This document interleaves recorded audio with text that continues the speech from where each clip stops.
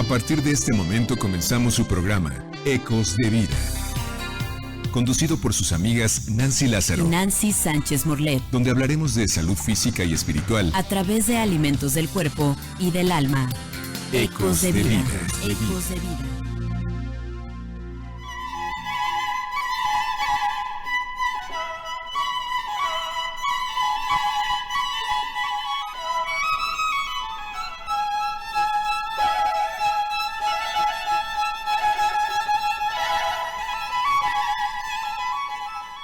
Esto es Ecos de Vida. Amigos, ¿cómo están? Estamos con ustedes aquí con mucho cariño una semana más.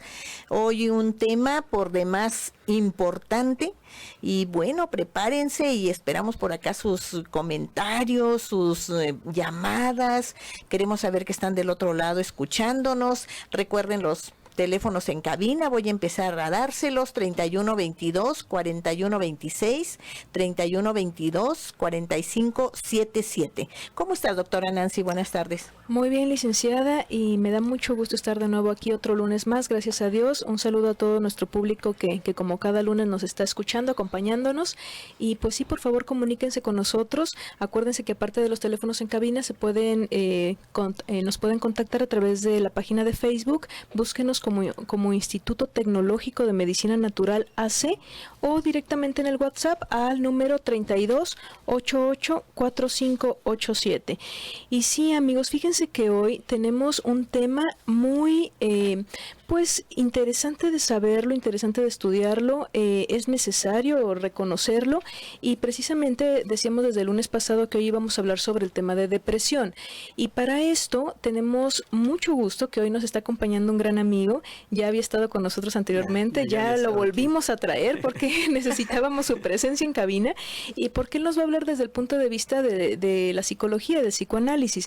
Y pues para esto está el licenciado en psicología Héctor Manuel Mendoza Díaz. ¿Cómo estás, Héctor? Muy bien, gracias. Aquí menos nervioso que la primera vez. Ajá, muy bien. Qué bueno. Excelente, Héctor. Entonces, hoy, amigos, vamos a hablar precisamente de qué es la depresión, cómo se puede diagnosticar, de qué se trata, qué tipo de clasificación tiene, y más que nada cómo se trata desde el punto de vista del psicoanálisis. Así es. Y pues esto es muy necesario porque ya se acercan los tiempos de frío, decíamos, Héctor, y eso ya está también comprobado que pues se da, hay más incidencia de esto, ¿no? Se presenta con más facilidad, y nos estamos acercando a ese tiempo. Entonces, pues vamos a hablar sobre de qué sería la depresión, ¿no? Médicamente, pues podemos decir que la depresión es un estado, una patología mental, ¿no? Claro, es una patología mental, es una enfermedad mental, pues que se presenta con mucha frecuencia, aunque no siempre se diagnostica tanto. Ajá, ¿qué Sí, nos puedes decir? Pues mira, vamos a trabajar la depresión desde una palabra que en psicoanálisis es importante, que es melancolía. Pero la melancolía trabajada en psicoanálisis tiene como dos... podemos trabajarla de dos aspectos: una melancolía que es una depresión fuerte, una depresión en serio, ¿no? Y también la depresión propiamente dicha, que es aquella sintomatología más característica de ciertas cosas que nos pasan en la vida. Tomando en cuenta que nos vamos a referir a la depresión como un estado de emoción de la manera en que percibimos la vida. ¿De qué manera estamos percibiendo la vida desde nosotros, para los demás, nuestras actividades cotidianas, la pérdida del interés por los placeres de la vida? Todo aquello que nos da placer es aquello que nos manifiesta que queremos seguir estando vivos, que queremos seguir estudiando, queremos seguir comiendo. La comida, ¿no? Cuando una persona está enferma, o cuando una persona tiene cierto tipo de abatimientos, por ejemplo, te terminó el novio, se te murió el perrito, pues hay una tristeza que es real y es normal. La depresión que vamos a trabajar nosotros es esa depresión que cambia la manera de ver la vida desde un sentido que perjudica y no permite que la persona pueda tener un desenvolvimiento placentero. Vamos a ponerle esa palabra, porque una persona puede estar deprimida, puede estar trabajando, puede estar estudiando, puede estar comiendo, puede estar durmiendo, puede tener pareja, puede tener amigos. Sin embargo, hay depresión. Vamos a hablar de eso, en donde la vida dejó de tener un sentido, la vida dejó de tener amor. La vida dejó de tener amor en dos partes: amor hacia lo externo, pero lo más importante es amor hacia adentro, amor hacia lo interno. ¿Qué se perdió adentro? por eso es más bonita la palabra de melancolía. Ok. Fíjense, amigos, la Asociación Americana de Psiquiatría nos dice que la depresión pues se diagnostica sobre todo pues en personas adultas, aunque ya se ha visto también que día con día se presenta también más en niños. Claro. Eso es algo de nuestro tiempo, ¿no? Y preocupante. Hay que ver las causas de esto. Normalmente se presentaba más en adultos. En adultos, dice esta asociación que va del 7 al 18% de los adultos pueden presentar grados de depresión. Y bueno, precisamente se necesita saber cómo se diagnostica, cuáles son los síntomas, porque puede ser incluso una enfermedad incapacitante plenamente, ¿no? De que saca completamente de su medio a la persona. Tanto puede ser la afectación, ¿no? Claro, y en un punto es importante esa parte que decías de los síntomas, porque hay síntomas típicos de una depresión. Lo más común es estoy triste o me siento abatido, algo pasa, no duermo, no como, entonces uno lo relaciona luego con depresiones. Pero existen síntomas que son atípicos de la depresión. Por ejemplo, no todos los pacientes o no todas las personas perciben cómo se sienten. Ahí ya puede existir una dificultad de que la persona propia pueda saber lo que siente. Lo hablamos la otra vez, ¿no? En las psicosomáticas, de poder tener la capacidad la persona de poder introyectar, de saber qué le pasa por dentro, para poder tener una idea, como una guía del cuerpo, como una guía del alma, como una guía de su propia conciencia de cómo se siente. Pero ¿qué pasa cuando una persona no sabe lo que siente, no sabe cómo lo siente, o no sabe qué perdió o de dónde viene esta tristeza? Hay tristezas que son muy profundas, que es a donde vamos a hacer esta diferencia entre un duelo y una depresión. Exacto. Ahí es bien importante, porque un duelo es una pérdida de algo real. En un duelo hay una pérdida objetal. Vamos a ponerle objeto a todo lo que no somos nosotros. Todo es un objeto. Las causas. Las causas ideales, una persona. Pero en el duelo, se debe llorar. Que se debe llorar y que el duelo tiene que pasar. Y tanto la depresión como el duelo, la melancolía como el duelo, tienen síntomas muy parecidos. Por ejemplo, la tristeza. Ante la pérdida de una persona, hay tristeza. Hay dolor, hay llanto, hay ganas de no comer, hay insomnio, te levantas más temprano, hay enojo. Sin embargo, la diferencia entre la melancolía o la depresión y el duelo es que en el duelo hay algo que se perdió real. En la melancolía no se sabe qué se perdió, en la tristeza. A ver, por ejemplo, en psicoanálisis, ¿ustedes le nombran melancolía como tal o también le nombran depresión, o a la depresión le nombran melancolía?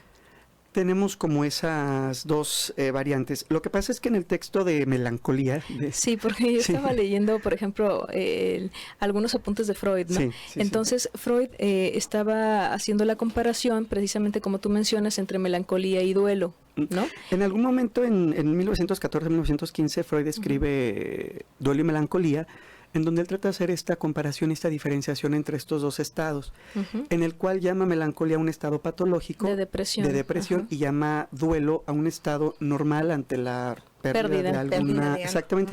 Pero es pasajero, que debe ser pasajero. Que debe ser pasajero y que en un momento tú sabes que eso va a terminar.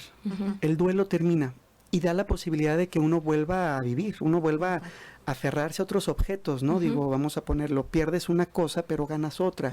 Es un... No, y que es normalísimo que tengas ese periodo de duelo, que te duela, que lo sufras, porque somos humanos, ¿no? Entonces, a fuerzas hay ese sentimiento de tristeza, pero debe de ser pasajero, ¿no? Y que Freud dice algo muy importante sobre el duelo. El duelo es lo que mueve al psiquismo. El duelo, el dolor es lo que mueve al psiquismo. Al psiquismo le llamamos a toda nuestra mente, todo nuestro aparato mental, la conciencia, el inconsciente, todo esto que se maneja todo el tiempo. Pero él dice que el duelo es el motivador del psiquismo, porque las pérdidas, las ausencias son desde la infancia. Uno va perdiendo cosas. La primera cosa que perdemos, o el primer objeto que perdemos, es la madre. Uno pierde a la madre, uno... en el periodo de latencia, uno está, de lactancia, perdón, el de latencia es otro, ya me pasé. En el periodo de lactancia, el niño está pegado a la madre y pierde el pecho materno. hay varios duelos que uno va tramitando durante la vida. Estos duelos se van trabajando, se van construyendo, se van elaborando, y la persona puede vivir estas pérdidas de una manera, pues el niño pierde el pecho, pero después toma el bibi, después el dedo, y poco a poco va suplantando unas cosas con otras, sustituyendo estas pérdidas. Sin embargo, en la melancolía, que en un momento Freud lo trabaja como de manera diferenciada. En un momento uno no sabe, en este texto, por ejemplo, si Freud está hablando de una depresión común o de una depresión fuerte. El estado melancólico es un estado en donde existe la necesidad de castigo, en donde la persona, el problema que tiene es un odio, o tiene una situación tan fuerte contra el mundo exterior, pero el miedo de darlo hacia afuera, es decir, la hostilidad de lanzársela a quien se la debe lanzar, se la queda a él. Correcto. Y ahí es donde vienen todas las partes difíciles de las depresiones. Los reproches, los castigos, los remordimientos. Es cuando las empieza a haber culpas. más problema consigo mismo, entonces. Hay un problema consigo mismo. Hay un problema consigo mismo, pero este De problema falta de consigo autoestima. podríamos hablar de que es una de las sintomatologías de una melancolía o de una depresión. Y podríamos hablar, Héctor, perdón, de que si se prolonga, puede empezar como duelo, y si se prolongara pasaría a ser una depresión. Esto se los vamos a contestar, amigos, una vez que volvamos del corte, y espérenos por ahí, ahorita les platicamos.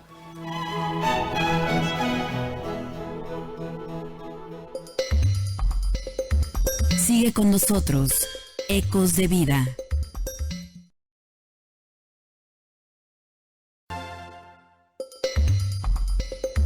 Continuamos con más Ecos de Vida.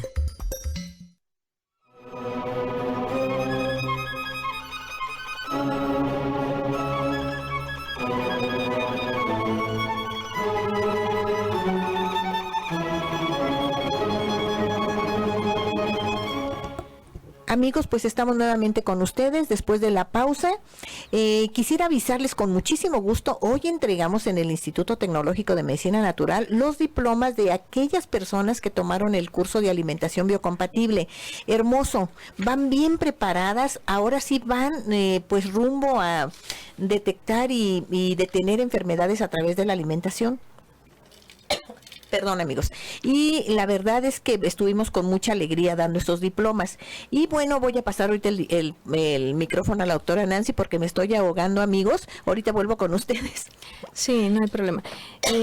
Sí, de hecho, fíjense que terminamos un curso muy bonito, el taller de alimentación biocompatible, y hoy hicimos ya la entrega de diplomas. La verdad que les decía yo a todas las personas que tomaron el curso que las vamos a extrañar, porque fueron un grupo muy participativo, muy estudioso y muy alegre, me encantaron, y pues precisamente estuvimos 3 meses trabajando, así que vamos a dar, ya ahorita estamos abriendo inscripciones para el próximo taller que se va a abrir para el 24 de enero. Ahorita todas las personas interesadas en aprender cómo alimentarse y cómo cocinar de manera biocompatible, pues estamos ya en inscripciones para el taller que va a comenzar el martes 24 de enero, y pues estamos ya listos para poderlo empezar.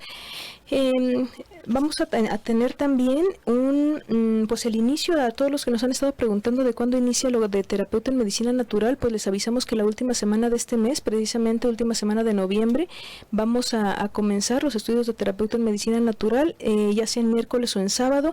Llámenos a nuestras oficinas para poderles dar más información por las mañanas. Acuérdense que tenemos horario matutino, y nuestro teléfono es el 3616 1265, 3616 1265.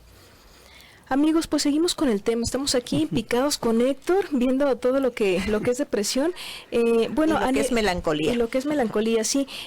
Bueno, a nivel médico, no sé si se maneja exactamente igual que en psicoanálisis, Héctor, pero por ejemplo, a nivel médico vemos que hay 2 tipos de depresión, ¿no? Depresión primaria, depresión secundaria, y que puede haber, bueno, la primaria es precisamente donde desconocemos la causa en sí de la depresión, ¿no? Puede ser de origen endógeno, o sea, puede ser genético incluso. Claro. Y la secundaria, bueno, ya se debe a algo específico, algo que te pasó o algo incluso hormonal o alguna cuestión que se puede explicar de dónde te proviene, ¿no? Pero ¿qué te parece si vamos hablando sobre los síntomas o los signos que puede tener? Empezamos con el duelo, lo que es el duelo, que sería la fase normal de tristeza por la pérdida de algo, ¿no? De algo. Y también tomar en cuenta que no cualquier abatimiento, no cualquier tristeza es un duelo, una melancolía, una depresión. Todos durante el día pasamos situaciones que nos pueden bajar las pilas, que nos pueden, te va muy bien en la escuela, estuviste súper bien dando clases y sales y te rayan el carro, o sales y te caíste, o te peleaste con la novia, con el novio, con algo, ¿no? Eso no, es muy importante porque después se confunde, ¿no? No significa que tengas este tipo de emociones continuas. Claro que en el día suceden cosas que nos ponen tristes. No hablamos de depresión, ni de melancolía, ni de ningún otro tipo de trastorno del ánimo con este tipo de manifestaciones. Correcto, porque y es importante identificarlo porque no, luego está mucho esto, no es que soy bipolar. Bueno, no eres bipolar. Claro que si estás bien en la mañana y en la tarde te hablan y te dicen se enfermó el perrito, pues te va a dar tristeza, es una reacción normal. Hablamos de síntomas más profundos, por ejemplo, el duelo. Hay una pérdida, hay una muerte, hay una pérdida objetal, hay una pérdida de algo. Te despiden del trabajo. Te despiden del trabajo, una idea, etcétera. Hay una pérdida real. Ante esa pérdida real, nuestras emociones van a reaccionar ante esta pérdida. Una primera manifestación es, por ejemplo, la profundidad del interés por el mundo exterior. O sea, deja de interesarnos el mundo de afuera. Esa es una situación normal. Nos deja de interesar el mundo de afuera. Te terminó el novio, se murió una persona querida, o está alguien enfermo, o hay una situación que te tiene preocupado, que tiene este sistema.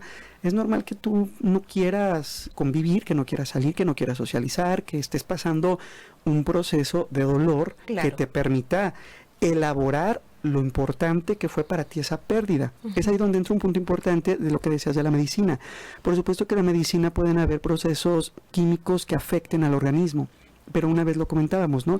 Qué padre sería que esa persona pueda palabrar lo que significa, cómo vive esa depresión. Porque sí, en algún paciente puede faltar, no sé, la endorfina, la dopamina, pero cada paciente, aunque tengan el mismo síntoma, viven diferente esa enfermedad. Claro. Sí. Partiendo desde la medicina. Y ahí entra la parte mental que nos interesa desde psicoanálisis. Exactamente. Bueno, sí, es un síntoma. Todos tienen, el síntoma hay depresión. No hay sueño, no hay hambre, pero cada una de las personas, aunque tenga la misma sintomatología, viven diferente esa depresión porque el síntoma se hizo de diferente manera. Es decir, llegó a esa causa o llegó a ese síntoma por una vivencia muy particular. Claro. Que es el punto importante o del trabajo que hacemos en el psicoanálisis. Sí, depende también mucho del carácter, cómo vayas también a solventar eso, ¿no? Cómo vayas a pasar ese duelo. Ese duelo, y que como te decía, depende del psicoanálisis porque en el psicoanálisis nos enfrentamos al caso por caso. En el psicoanálisis nos enfrentamos, sí hay una teoría, hay una base que nos permite conocer la sintomatología, conocer todo el problema, conocer toda la parte que nos puede sustentar, una base para poder estar con un paciente, para poder estar en una conferencia, para poder dar una explicación. Sin embargo, lo importante es que la persona aprenda que en el psicoanálisis lo que tratamos es que sea un espacio en donde la persona se escuche a sí misma, escuche lo que tiene que decir, lo que está diciendo, para con ello depositar todo aquello que le sucede a través de la palabra. Y a través de la palabra venir una cura que es distinta a la de la medicina. Hacer una catarsis ahí de lo que le está pasando. Y sobre todo esta parte que te decía, el punto del caso por caso. Por ejemplo, veíamos, ¿no? ¿Cuáles son los síntomas del duelo? Pues hay pérdida por el mundo externo, hay pérdida en la capacidad de amar, es normal, hay una pérdida por esa capacidad de amar, de amor hacia el otro, sobre todo porque se perdió algo. Al momento que se pierde algo, pues la pérdida... Haz de cuenta que hay algo que nosotros conocemos que es la libido, y la libido es como esa energía de la mente que se pega a las cosas. Que se apega. Que se apega y se pega, porque la libido se pega, la libido es, no sé, todas nuestras demostraciones, todo nuestro afecto, todo lo que traemos por dentro se pega en alguien, ¿no? Cuando esa persona la vemos y nos hace sentir mil cosas, esa fuerza de nuestra mente se pega en alguien, se apega a alguien, Pero cuando esa persona se va, esa libido es como la miel, cuesta mucho trabajo que se despegue, porque se despega paulatinamente, es poco a poco. A través de esta pérdida del interés por el mundo externo y la pérdida en la capacidad de amar, pues vienen muchas otras sintomatologías, ¿no? Insomnio, falta de hambre, todo lo que tiene que ver con esta pérdida de nuestra... interés. De interés y de Anorexia tenerle... podría venir también. También puede venir en un proceso la anorexia, puede ser una consecuencia grave de una melancolía. Tú me decías hace rato que si una depresión puede transformarse en melancolía. Sí, eso ya no entraría en duelo, eso sería ya más bien de la depresión, ¿no? De la melancolía. Si no se prolonga el tiempo de estar. Pasaste una situación hace 2 meses, hace un mes, no sé, la pérdida de algo importante. Bueno, es normal que a los 6 meses, 5 meses todavía haya efectos de este duelo, todavía hasta 1 año, ¿no? Pero, por ejemplo, tener 50 años, tener 40 años y seguir llorando una pérdida o seguir sufriendo una pérdida, no que no se recuerde la pérdida, las pérdidas siempre van a doler. Claro. Y un punto importante en el psicoanálisis es que el inconsciente guarda toda aquella información, el inconsciente no borra nada. Sin embargo, la manera en cómo enfrentamos estas pérdidas es las que nos hacen ver si estamos del lado de una patología o estamos del lado de una situación normal. Una patología es, por ejemplo, esto que decíamos, cuando la pérdida y la incapacidad de la vida se extiende hasta un nivel en que la persona no puede trabajar, no puede amar, no puede hacer otra cosa que no sea estar sumergido en su propio dolor, en sus reproches, porque es hasta un autocastigo estar continuamente culpándote o reprochándote el sentido de la vida, ¿no? ¿Cuáles son los autorreproches? Estoy feo, estoy gordo, nadie me quiere, estoy tonto, no sirvo para nada. O lo hice mal. Lo hice mal. Que ahí también entramos con una dificultad, partiendo bien claro que se tiene que tener un juicio bien claro, objetivo, de lo que uno está reprochándose. Claro que si fuiste a la escuela y reprobaste un examen y te dices, hiciste mal un examen, pues ahí está. Perdón, ahí estamos hablando de un juicio objetivo. Claro. No es un autorreproche. Más si sabes que no lo estudiaste. Si ahí no es objetivo completamente. Ahí es objetivo. ¿No? O sea, sabes que estás fallando por una circunstancia que tú provocaste. Exacto. Puede haber una tristeza. Y esa tristeza es un abatimiento normal. Me pongo triste porque reprobé un examen. Sin embargo, si esto ya aumenta y la persona empieza a castigarse, a reprocharse o a sentir que esa acción de una manera ya no objetiva, sino ya verla de una manera muy, en donde se juzgan todos los actos, en donde se juzgan sus actos, en donde trae consigo la necesidad de castigarse, hasta de una manera masoquista, ¿no? Ahí entramos a la parte patológica, ¿no? Eso ya es lo que se llama depresión o lo que Freud llamaba melancolía. Que te decía que en un primer momento Freud no hace mucho. Si uno se va al texto de Duelo y Melancolía de Freud, que lo escribe entre 1914 y 1915, él no habla muy diferenciado entre melancolía y depresión. Lo que podemos nosotros trabajar es que la melancolía ya estamos hablando de un estado muy problemático, de un estado muy profundo, y que la melancolía estamos hablando de una depresión en palabras mayores. Un estado melancólico realmente ya es una persona que no puede vivir, que pierde la capacidad completamente para vivir. Completamente. Ya no hay nada que la sostenga en la vida. Sí, porque el estado melancólico normalmente se asocia obviamente con la tristeza, ¿no? ¿Por qué? Porque la persona está como en un estado de añoranza, estado de añoranza de tiempos mejores que vivió, ¿no? Pero acá decía algo muy bonito, de un estado de añoranza. Y eso es la diferencia entre el duelo y la melancolía. Si uno se pone a comparar los síntomas del duelo y la melancolía, en los dos hay lo mismo. Falta de interés por el mundo externo, no hay capacidad de amar, hay situaciones complejas, se pierde el hambre, podríamos pensar que los lazos con las personas cercanas se disminuyen, hay inhibición en la productividad, es decir, dejamos de producir, dejamos de trabajar, hay una rebaja en el sentimiento de nuestra persona. Sin embargo, la diferencia entre el duelo y la melancolía es que en el duelo se pierde el duelo se llora, vamos a ponerlo así, por la pérdida de un objeto que se perdió, de una persona, de algo real. En la melancolía se llora por algo que no se sabe qué es. Que no se sabe qué es y simplemente estás, decíamos, pensando, añorando otros tiempos en los que a lo mejor sentiste tú que eras más feliz. O esa cosa idealizada. O no tan feliz, yo creo, porque hay más bien idealizado. Pero también entra un punto importante en esta diferenciación del duelo y la melancolía, que en el duelo lo que no se pierde, si se fija, son como, ambas tienen como las mismas sintomatologías, pero en el duelo no se pierde el sentimiento de sí. El duelo Ni no tampoco, hace... exactamente, no hay baja autoestima, Y uno podemos no dice, decirlo. Ni te quiero saca de morir. la realidad. Ujú. Eso ya es como un punto muy fuerte, ¿no? Pero uno en el duelo no pierde el amor propio. En la melancolía, Qué sí. interesante. Pues ya nos están mandando aquí a pausa. En un momentito volvemos para Sí. seguir hablando de esto. Gracias.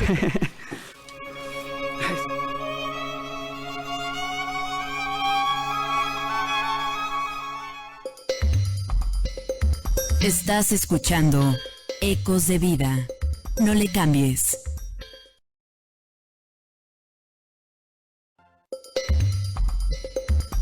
La salud física y espiritual está aquí, en Ecos de Vida. Continuamos.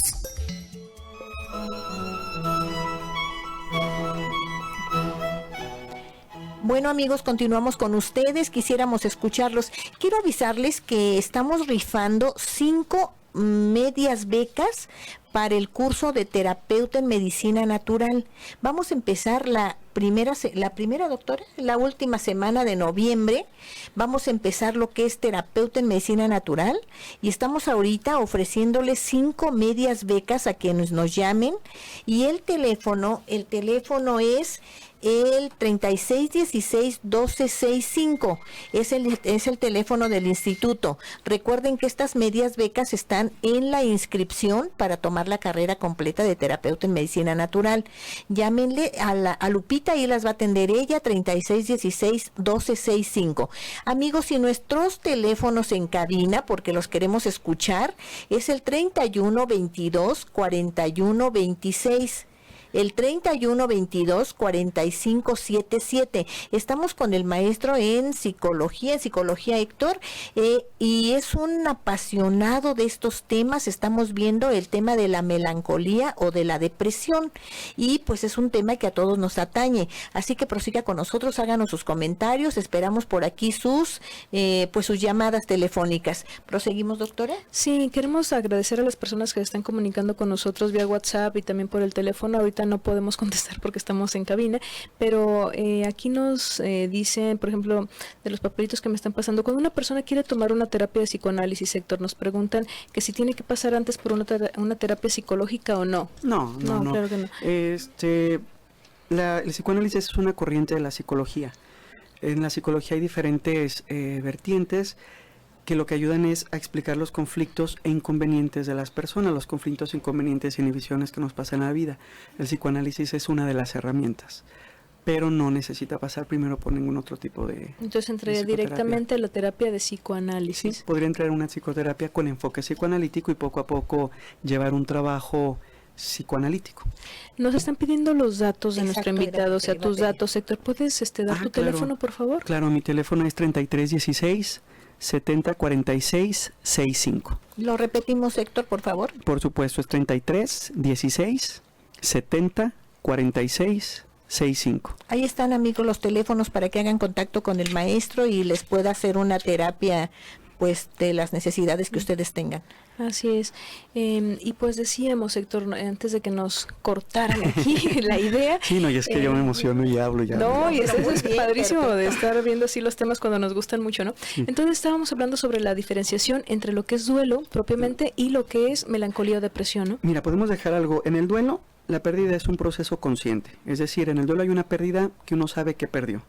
Que puedes ubicarla, vamos. Puedes ubicarla, mientras que la melancolía es un proceso inconsciente.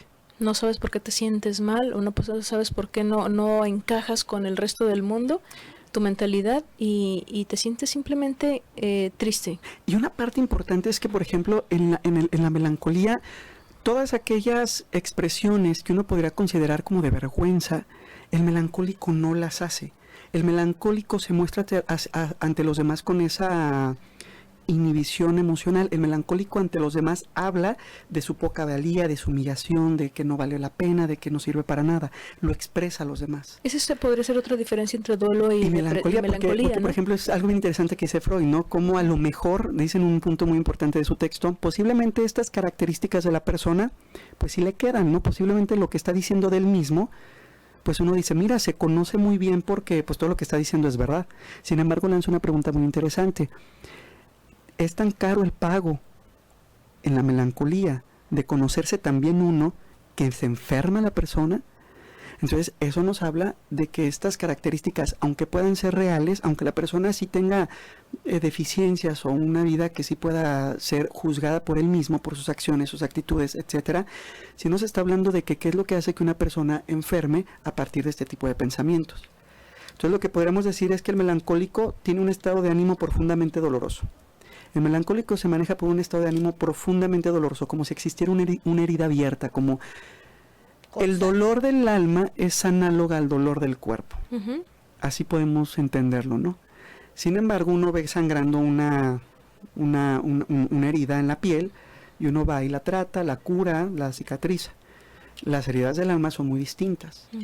Pero un estado profundamente doloroso puede dejarnos en esta situación de una herida continuamente abierta, ¿no? Como chorros de sangre saliendo continuamente. Y pues si uno deja que el chorro de sangre salga continuamente, pues te mueres. Sí, y además se termina enfermando el cuerpo, ¿no es lo que dice la medicina natural también? O sea, muchas veces la mayoría de las enfermedades vienen precisamente porque se enfermó primero la mente y el alma, ¿no? Y que a partir de todo, imagínate, a partir de...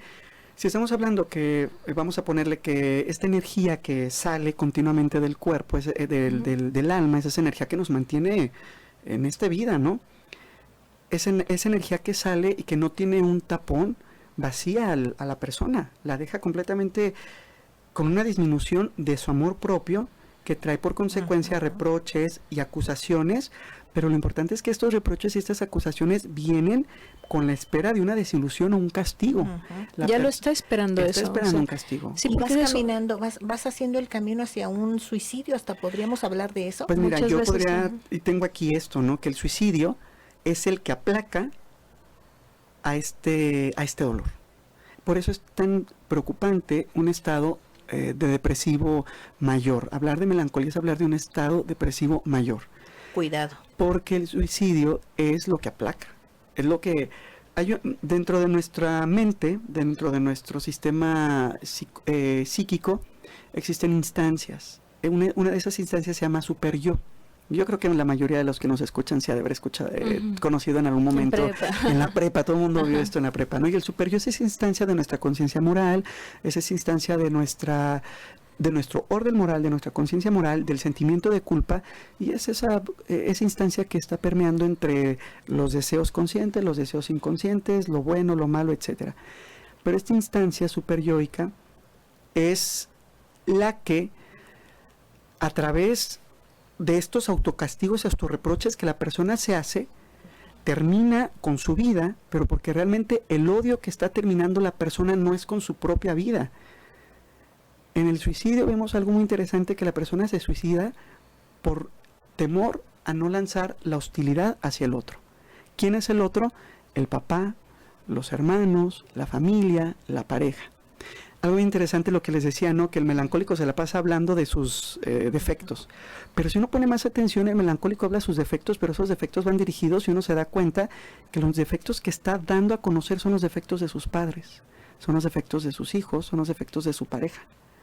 Una mujer decía que su esposo era un hombre que no la ayudaba, que era un esposo, se la pasaba quejándose del esposo. Cuando nos dimos cuenta, retomamos esto, Freud también lo habla en una especie de ejemplo, nos damos cuenta que todo lo que la mujer se reprochaba a sí misma era un reproche contra el esposo.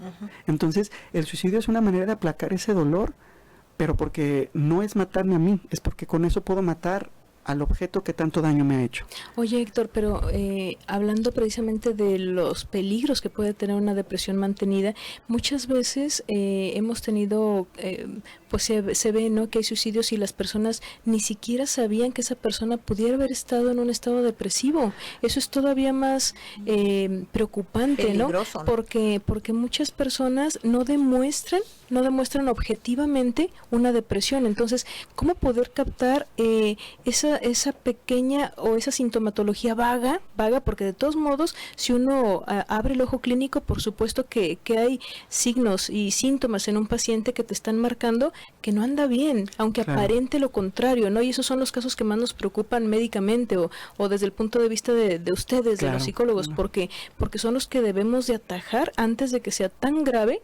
que termine suicidándose la persona, y a veces ni la familia sabía lo que estaba pasando esa persona, ¿no? Un punto importante en esto es que Bueno, los síntomas pueden variar de una persona a otra por muchos factores, la alimentación, el sueño, etcétera. Pero un punto importante es tomar en cuenta que la persona necesita conocer que se siente mal por un periodo por lo menos de 2 semanas, mal todos los días. Mal todos los días en un estado patológico. Una persona que me diga ahorita, oye, ¿sabes qué? Perdí, desafortunadamente tuve una pérdida, mis padres fallecieron, mi hermano, mi tío, mi novio. Ahí no es una patología, es un resultado normal. Estamos hablando de un sentimiento mal por una circunstancia que uno no sabe por qué. Entonces es un punto importante, ¿no? Que la persona manifieste por lo menos durante todo el día una sensación de displacer de las actividades cotidianas de la vida. Comer, caminar, salir a hacer deporte, que todo eso tenga ya una consecuencia. Otro punto importante es el insomnio y la anorexia, la falta de apetito y la falta de sueño. Sin embargo, bien lo mencionaba Nancy, hay síntomas atípicos. Hay personas deprimidas que comen de más y personas deprimidas que duermen de más, lo que aquí nos podría marcar otro tipo de poder valorar esta sintomatología. Y que esto, el psicoanálisis lo maneja bien y Aristóteles, ¿no? Los extremos. Ni tan, ni muy poco, ni mucho. Ahí hablaremos de que todas las exageraciones para cualquiera de los niveles no es normal. Una persona que es tan grave, una persona que come de más, como una persona que come de menos. En ambos casos estamos hablando de que puede haber ya una sintomatología de algo patológico.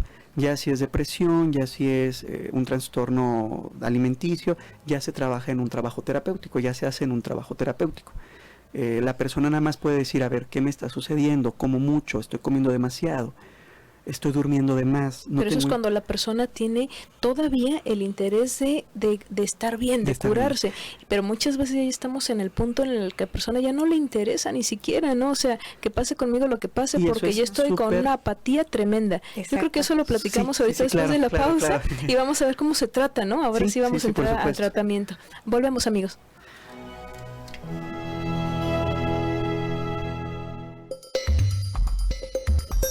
Sigue con nosotros.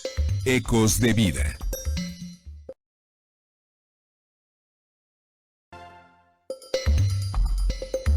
Continuamos con más Ecos de Vida.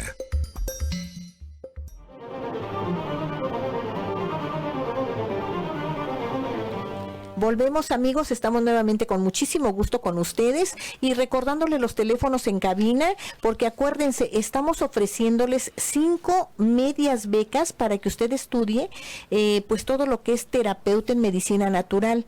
Entonces, curarse a través de la medicina natural o de la alimentación, saber cómo nos curamos o cómo pues hacemos una vida mejor a través de los alimentos es bien importante, y esa es la base de la carrera de terapeuta en medicina natural. 5 medias becas, amigos. El teléfono del Instituto Tecnológico es 3616-1265 e iniciamos la última semana de noviembre de este año. Estamos iniciando el periodo de clases.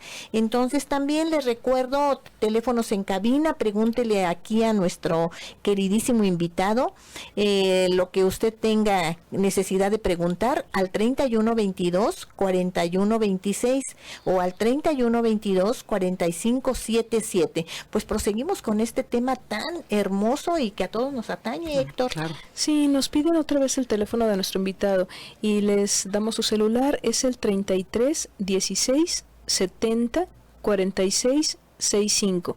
Ese es el teléfono directo tuyo, Héctor, 33 16 70 46 65. Y volvemos. Héctor. Entonces, estábamos en esta parte de la preocupación esa preocupación por esos pacientes depresivos en los que ni siquiera podemos imaginar, ¿no? Ni siquiera que el paciente está así. Hay una parte importante porque la melancolía, como cualquier estado patológico, cualquier estado de la vida, nuestra mente funciona a través de defensas. Toda nuestra personalidad funciona a través de defensas. La negación, la proyección, la identificación proyectiva, la represión. Siempre usamos defensas porque estas también son buenas, ¿no? En cierta medida nos permiten acomodarnos. Una defensa que tiene la melancolía, una defensa que tiene melancólico, es la parte contraria, la manía. El melancólico puede pasar de estados muy dolorosos a contrapiés muy excelentes. ¿Qué es lo que le llamamos el estado bipolar, no? Puede ser, porque de hecho en medicina pues así se clasifica, ¿no? Lo que es la depresión primaria se puede clasificar en lo que es la lo que es la depresión, que sería unipolar y bipolar, ¿no? La unipolar como psicosis que pudiera darse, y la bipolar, pues esos estados de depresión o de una manía. De una manía, pero que explota. Pero esta manía en la melancolía es un triunfo sobre el melancólico. Es decir, el melancólico cambia de personalidad en el estado de manía. Todos podemos tener esas situaciones en la vida, ¿no? Un ejemplo muy, muy burdo para poder entender. Te termina el novio o termina la novia. Le lloras y no, es que no me quiso, no sirvo yo para nada, por eso me dejó. Pero al día siguiente te pones una canción así de esas de tú sin mí no eres nada y ya estás, ¿no? Es que yo era mucho para esa persona. Ese es un estado en el que podemos entender, pero hablando de melancolía y manía estamos hablando de periodos, no que suceden un día. Hablamos de un periodo que entra a la persona en una incapacidad de amar, en una pérdida del mundo, una pérdida del interés por el mundo, una pérdida de interés por sí mismo, una pérdida de interés por todo lo que lo rodea, llámese trabajo, salidas, etcétera.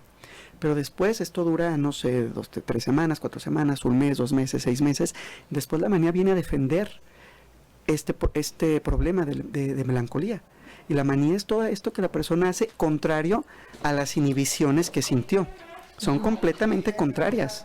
Es decir, si en su estado melancólico había una incapacidad de amar, en el estado maniático ama de más.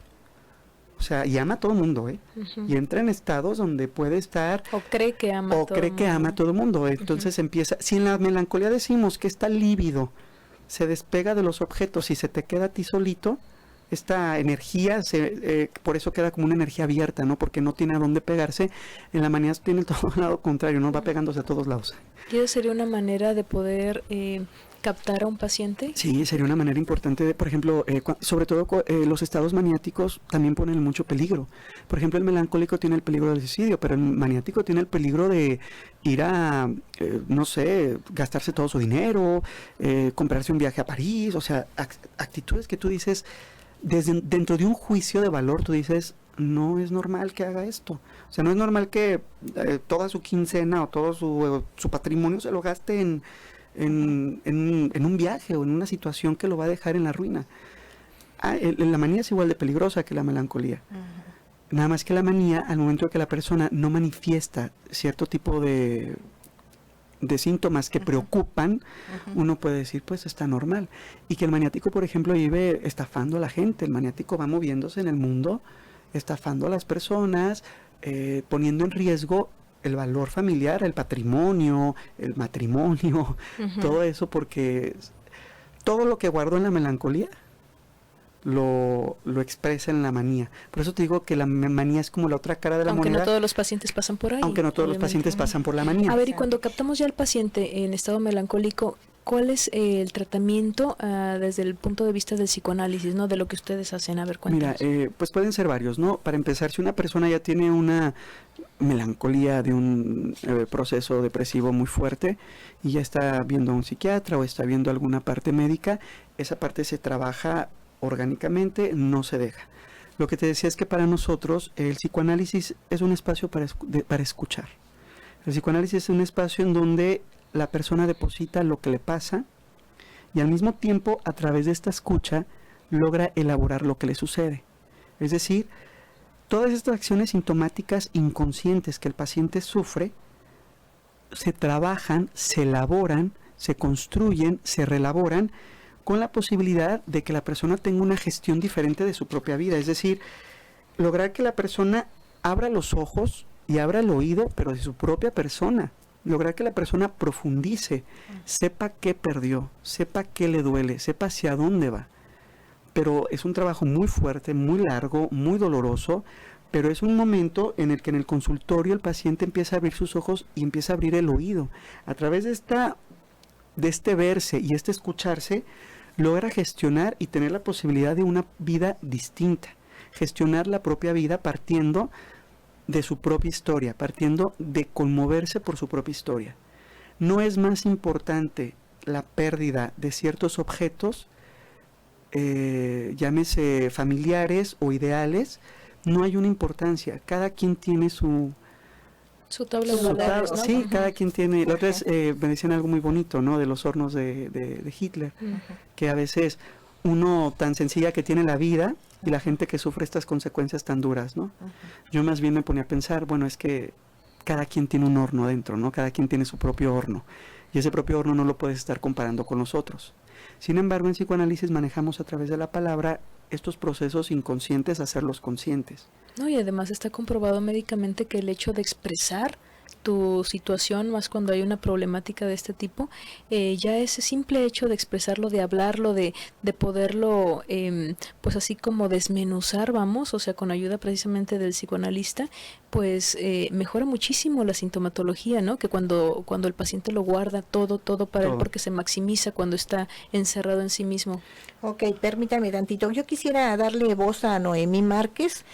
También nos habló, nos escribe y nos pregunta, Héctor, que si también atiendes a niños, que tiene un niño de 12 años que quisiera que lo atendieras. Bueno, niños muy pequeños no, pero a los 12 ya no es niño. Entonces, sí, a la edad de 12 años sí veo Perfecto, entonces Noemí Márquez, aquí te repetimos el teléfono de Héctor, con todo gusto es el 33 16 70 4665. Amigos, se nos fue rapidísimo el tiempo en este día. De hecho, gracias a Dios tenemos muchísimas cosas con que tratar la depresión en este caso, ¿no? Es algo maravilloso lo que haces tú en el psicoanálisis y el ayudar a las personas a que hagan precisamente esta expresión, ¿no? De todo lo que sienten.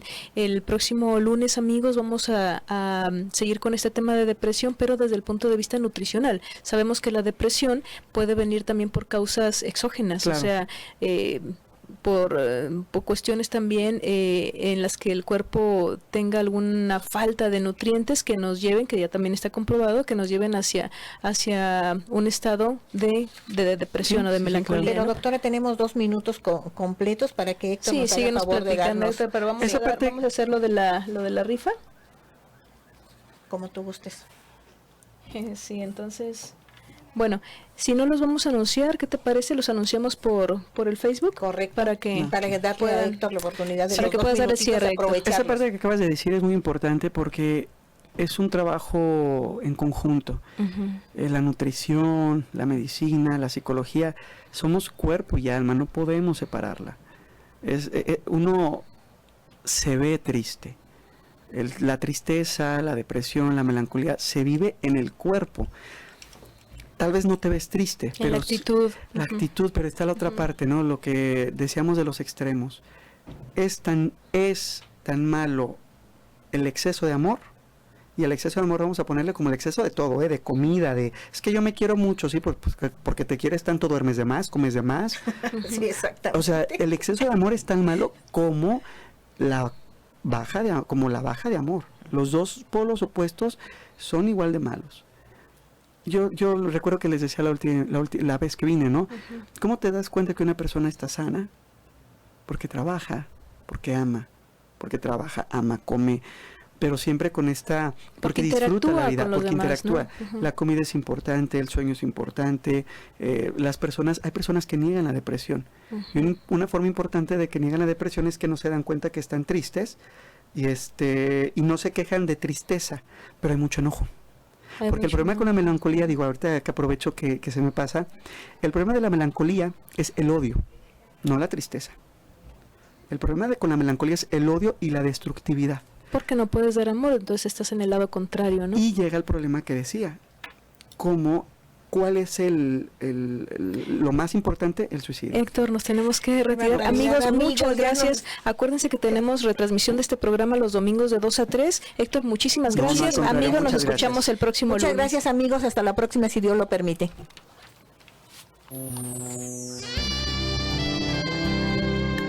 Te esperamos en nuestra siguiente emisión de Ecos de Vida. Conducido por sus amigas Nancy Lázaro y Nancy Sánchez Morlet, donde hablaremos de la salud física y espiritual a través de alimentos del cuerpo y del alma. Ecos de Vida. Hasta la próxima.